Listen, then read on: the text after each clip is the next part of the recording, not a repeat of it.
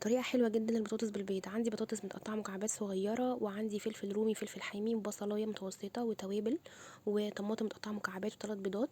عندي هنا في طاسة معلقة زيت هاشوح فيها البطاطس ديّة لغاية ما تتحمر، وهنا عندي البيض هاضربه كده مع بعض، وانزل عليه التوابل واربهم مع بعض حلو. وهنا هارجع تاني البطاطس لغاية ما تتحمر معايا كده اهو.